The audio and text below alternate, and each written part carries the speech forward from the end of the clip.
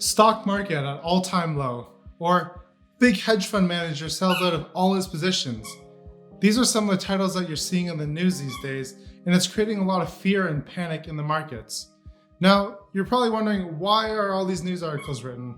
And that's because newspapers need to get eyeballs on their work, or else they're going to go out of business. So they got to use some sort of catchy title like this to get you as a reader to read their article. Just like how I got you to click on this video with that pretty nice title. So smash the like button. These news outlets can write one day about something amazing that happened that causes the market to shoot up by 5%, and the next day it'll just have this crazy title that's just saying that a recession is coming tomorrow and causing everyone to sell out. Now, there's a little bit of truth into what they say, and we're going to dissect that today and also talk a bit about the stock market crash that's happening. And I'll give you a couple of reasons as to why. Let's get right into it.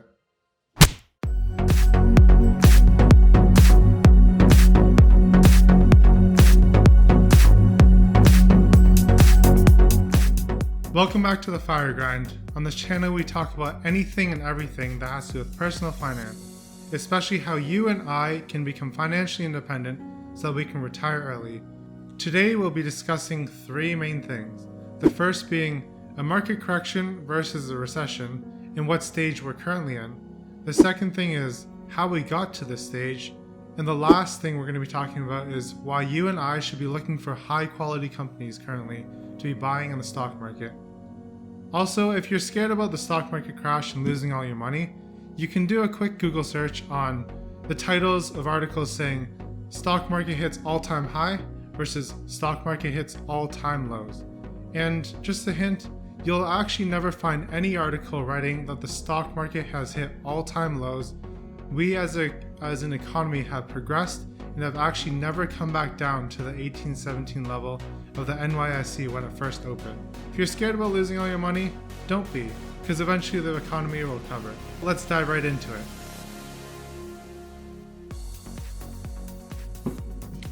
A market correction in investing is a decline of 10% or more of the price of a security from its most recent highs. Corrections can happen to individual assets like an individual stock or bond, or to an index measuring a group of assets. So this is a definition from Investopedia.com. As for a definition for a recession from the same website, they say a recession is a macroeconomic term that refers to a significant decline in general economic activity in a designated region. It is typically recognized after 2 consecutive quarters of economic decline as reflected by GDP in conjunction with monthly indicators like employment. So that's a lot to process, and now let's break down as to why they're different. Well, they're different because a correction is purely due to investor appetite, while a recession is actually a measure of how the economy is doing, like how much people are spending or saving up. What I mean by investor appetite is essentially how eager investors are to buy companies. With a high appetite, investors are willing to put more money into a stock knowing that the price to earnings ratio or price to earnings growth ratios are higher. For example, if company A earns $5 the previous year and the current year, however the price has risen from $13 to $15, we can see that there is an increased investor appetite because they're willing to pay a higher price for a company that earned the same thing last year as it did this year. Now for a recession, as we saw from the definition, it's actually 2 consecutive quarters of GDP decline. Now GDP depends upon a whole lot of things, but how I understand GDP decline is really how a country or a region's decline in economic activity, so the buying and selling of goods or services, is declining. And why this might happen is because people are either saving money up or people are losing their jobs and don't have enough money to spend. So therefore GDP will decline because less people are buying stuff and companies will be producing less, and overall the economy is slowing down. So that's what happens in a recession, where it's 2 quarters of GDP decline. And that's totally different from a market correction, because market correction is purely based on the investor's speculation of what will happen in the market. However, it doesn't always play out that the investor speculation is correct. When they decide to sell off stocks, we don't necessarily go into recession. And take a look at 2018 when the stock market dropped in December. There was a steep drop of about, I think, 17%, correct me if I'm wrong. However, there was no recession declared there, and the stock market actually bounced back up to new all-time highs recently, to February or January 2020, where we hit all-time highs once again. In the current markets, we recently hit an all-time high early this winter. The broader market was trading at a PE of 24, which is actually historically relatively high, except for a few special cases in the past. We can see that at the beginning of 2020, the market was running up, and there was minimal amount of good news. Earnings were kind of the same as they have been since 2017 to 2018. They were all relatively pretty good, but nothing extraordinary, so there was no really good reason for the market to continue to run up, as the price to earnings ratio was getting higher and higher for the broader market. However, I think it's possibly because there was a lot of FOMO in the market, and also a bit of history people took from last year where they saw the huge run up in 2018. They thought that might happen again. So there was a good run up in January because people thought the same thing would happen like in 2018, and in fact it did. However, it didn't play out just quite the same because, as we know, if you look at the market today, it actually dropped 8%. And this is the S&P 500 dropping 8%, not Tesla stock. This is the entire market. We actually haven't had a drop like this since the financial crisis in 2008. And that's quite a lot to say about this, because when the 2008 financial crisis happened, no one expected it. So with today, with an 8% drop, this created even more fear in the market as to what might happen next. It's possible that we could have a recession, but no one will really know. Only time can tell that. So by now, if you haven't been living under a rock, you've probably heard about coronavirus, as well as the oil crash that happened today. These two major events have actually caused the market to drop about 17% from its all-time highs. And let's just dive into each individual one and why it's affecting the market. So for the oil price decline, this happened when Saudi Arabia decided to increase production as well as sell their oil at a lower price to certain Asian countries. And this creates a huge supply in the market, and the demand currently is not there, as we can see with travel just being down overall, less goods being shipped out because factories are closed. So as more oil floods the market, oil prices just tank. And for this reason, the oil industry was hit very hard today. Some of the stocks dropped 20, 30, 40%. This insane drop never really happens. So if you really like oil, now's the time to get in because you're getting a steep discount. However, there's a lot of risk with it because as the supply increases, people are making less money on their oil, and this can cause companies to go bankrupt if they're not actually making enough margin per barrel. They could be making a loss by selling oil at, let's say, $32 a barrel, because it might cost them $40 a barrel. So you have to be really careful when you're buying these companies that have just exhibited massive losses in their stock price. And what might happen when these companies shut down is that millions of people lose their job.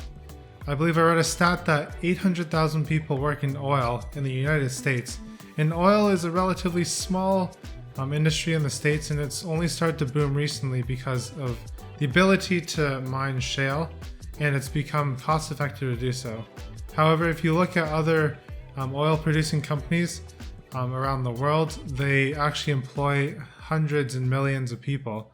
And with these companies going under or just laying off people, then the total world GDP is actually going to drop because people are out of jobs, they're not earning money, and if they don't earn any money, they're going to be spending less or just cutting spending altogether. And that just causes other companies to suffer that you might not think. So maybe your restaurants, just consumer goods, buying clothing, stuff like that. These businesses are also affected because people in the oil industry buy from these businesses. So they're also going to get affected if these people who got laid off from the oil industry are not spending as much. Now for the Rona situation, which I can't really mention on this video, the real name, because YouTube has this algorithm that detects that, but we'll call it the Rona situation that's happening. There's a lot of insanity. If you read any articles about Rona recently, there was articles about Costco's being raided. Essentially, people are lining up before Costco opens just to go in and pick up supplies like there's an apocalypse happening. Toilet paper's running out, canned goods are running out, you maybe can't even find just frozen food. This is how crazy people are going, just clearing Costco's out in fear of there's going to be a mass quarantine like it happened in the city of Wuhan in China. So this is happening in North America where there's only a small subset of people who are infected by the virus. Like in Canada, there's about 30 cases or so to date, but the Toronto Costco got cleared out completely. People are just going insane because of the fear that news is creating in just the general public right now, where they're saying quarantines are going to happen. People are just going to be staying at home. You don't want to go out, otherwise you'll catch this virus. So fear causes people to do irrational things. And likewise, there's fear in the general public, and so there's also fear in investors' minds. They're thinking, what's the worst that could happen? The markets could possibly drop 50%, so a 17% drop is not that bad. I'll sell out now and buy low later on. And this is what's happening. And as we mentioned before, investors can speculate that the company's earnings could drop significantly because of this whole spiral down, where there's less economic activity because people are just starting to cut back on their spending and doing a bit more saving in case of being laid off at their job. So as people are becoming more cautious about their spending, Costco is an exception, we see that companies' profits will start to drop. And as their profits start to drop, companies will look at who they should lay off in order to maximize their profits or minimize their losses. So as people are laid off, then what happens is consumer spending just drops even more. So no longer are people just trying to save. They actually don't have any money to spend because they are laid off. And maybe they're on an unemployment insurance. Now, these consumer companies that produce consumer goods, they also buy services from business companies like the B2B partners. Now, they might start to cut contracts or hire less services from these businesses, and those businesses get affected and more people get laid off. So you can see this is a vicious cycle. As there's less consumer spending, companies have to cut spending, so they lay off more people. As more people get laid off, those people who got laid off, they can no longer spend. So companies again have to cut more spending, and they might reduce their workforce. At some point, this will all balance out because governments will end up kicking in to try to stimulate the economy. And we've seen that time in and time out. What they'll do is lower interest rates or just give grants to company so that they can hire more people. And usually these grants or loans might come with some sort of condition where they have to use it to hire X number of people in the next year. And as more people get hired after this huge downturn, we can see that the economic activity will start to pick up a little bit. And the fact that they're getting grants or just cheaper money, they can offer it for discounts to consumers for products. And as more of these discounts and deals come around, people are more willing to spend. And as that starts to pick up, we can see the economy spiraling up and up. So that's how the economy has generally gotten out of recessions in the past. Typically, a market crash can be anywhere from a few months to as long as 2 to 3 years, like we saw in the dot-com bubble. However, when we're in this sort of market crash scenario, you have to remember from Warren Buffett that you only want to buy something that you'd be perfectly happy to hold if the market shuts down for 10 years. These are the kind of businesses that Warren Buffett, a renowned investor, has been buying. So likewise, we should also do the same and heed this advice. Another neat piece of information as to why the stock market is likely dropping is due to hedge fund managers selling out of their positions. Now, hedge fund managers, they work on a year-to-year basis. So they got to make sure that they book profits for the year, or they just minimize their losses for the year, depending on how the market's doing this year. And with the recent scare of all these different events, hedge fund managers are actually starting to sell out of their positions quite large so that they can protect their capital and not look so bad at the end of the year if the economy ends up going into shambles. And usually it'll only take about a couple large hedge fund managers to announce to the public that they're selling, or they might just be talking amongst each other and saying, hey man, I sold out of my position today, maybe you should do the same. I heard that this big fish in my company did the same thing as well. And hedge fund managers, their year-end performance and bonus is really dictated based on how they do against the general market that year. So they're already making hundreds of thousands of dollars, like maybe $200,000 to $700,000 a year, and the bonus could be an extra $200,000 to $7,000 on top of that, who knows? They don't really care about the bonus if the market is just dropping that year. They just want to keep their paycheck, and their paycheck is already hefty enough. So of course they're willing to sell out if everyone else is selling out. So they're kind of in the herd mentality. However, as individual investors, if you really want to succeed in the market, you have to think long term. You can't be like the hedge fund managers selling out right now, because if you look at history, we have a 10-year horizon. They only have a 1-year horizon. In 10 years, if you invest now, I guarantee with a 99% confidence that your money will go back up. And you'll not even bat an eye about the 17% drop in the market. You'll actually be thankful that the drop happened because stocks went on sale for you. So if there's one thing that you can take away from this video, you really want to be buying high quality companies right now. And by high quality, we're talking about companies with strong balance sheets or businesses that this world cannot live without. So for example, things like grocery store businesses. People cannot live without grocery stores because how else are they going to get their food? Not everyone's going to drive half an hour out to the country to buy eggs and maybe chicken meat, steaks, and buying the vegetables like carrots or apples. Other businesses like your consumer staples, like you'll always need toilet paper, you'll need paper towels, you'll need toothpaste, you'll need toothbrushes. These companies also will not run out of money either because their business is hinged on something that we actually need. However, if you look at businesses like those in the more luxury end market, these businesses are not actually essential, and they have a higher risk of failing at this time if they don't have a strong balance sheet to back up their business. If they're in a lot of debt and all of a sudden the banker comes around and recalls their debt and they can't pay, then the business is shut down.